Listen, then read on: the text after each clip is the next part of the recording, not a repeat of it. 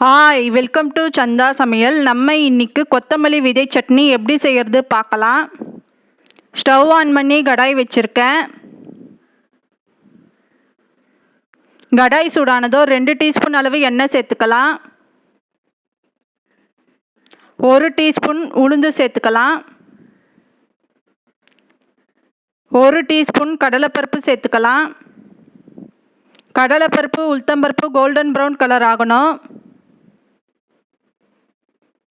2 teaspoon தனியா சேர்த்துக்கலாம். தனியா சேர்த்துட்டு மிக்ஸ் பண்ணிக்கலாம்.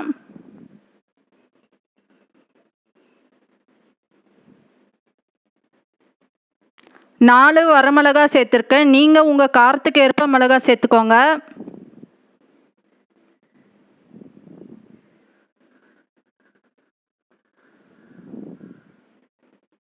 ஒரு கொத்து கருவேப்பிலை சேர்த்துக்கலாம்.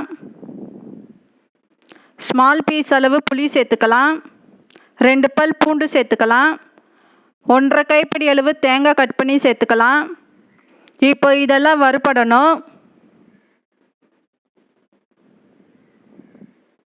இப்போ இதெல்லாம் வறுபட்டிருக்கு, ஆற விடணும். ஆறினதுக்கு அப்புறம் மிக்ஸி ஜாரில் சேர்த்துருக்கேன். உப்பு தேவையான அளவு சேர்த்துக்கலாம். தண்ணி சேர்த்துட்டு நல்லா நைஸாக அரைச்சி எடுத்துக்கலாம். இப்போ சட்னி தாளித்து விட்டுக்கலாம். கரண்டி சூடானதோ 1 டீஸ்பூன் எண்ணெய் சேர்த்துக்கலாம். 1 டீஸ்பூன் கடுகு சேர்த்துக்கலாம்.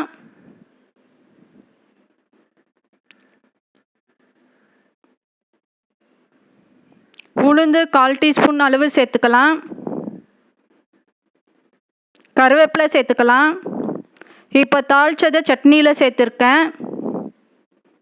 இப்போ நமக்கு கொத்தமல்லி விதை சட்னி ரெடி ஆயிடுச்சு. இந்த சேனல் பிடிச்சிருந்தா லைக் பண்ணுங்கள், ஷேர் பண்ணுங்கள், சப்ஸ்கிரைப் பண்ணுங்கள்.